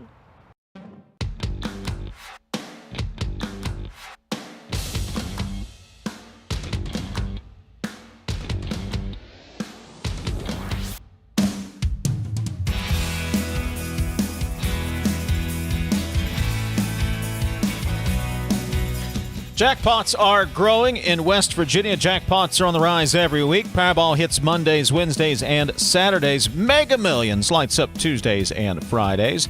That's 5 chances a week to get in on life-changing jackpots. Play in store and online. 18 plus to play. Please play responsibly. Powerball jackpot is $786 million. Mega Millions jackpot is $60 million. So go ahead. Play today. Ren Baker going to join us tomorrow, WVU Athletics Director. Top of the show, 10:06, batting leadoff. He'll join us. Antero Resources, partnering with WVU. That was announced right before the start of this show, as a matter of fact, as the official jersey patch sponsor for Mountaineer Athletics. Put the question out on Twitter. You in or you out? Sorry, Dave Weekly, I barred your segment. Most people, I think, from what I could tell, text line and Twitter, TJ, are kind of in the same boat. Yeah, but you know what? I want to win. And winning is the most important thing. So to win, you need revenue. Maximize those revenue sources. So I'm all in. Plain and simple. I mean, after you see it, I mean, do you even notice when you watch the Reds or the Pirates? Do you notice the sleeve patch anymore? It's just there. It's there. If It's my a life partnership. depended on telling you who was on the Reds sleeve or on the Pirates sleeve, I couldn't do it. Let me tell you, the Reds have bigger problems than who's on the sleeve. Let me tell you, my man. That was the extent. Jeff Jenkins and I talk. Pull the curtain back for a moment. Jeff Jenkins and I talk just about every day. Talking about what's going on, what's on the news, what's on the schedule, what do we need to do today.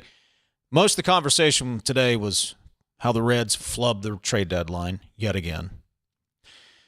Being a fan of the Cincinnati Reds is a test of loyalty, if ever I have seen one. 1990 was a long time ago, TJ.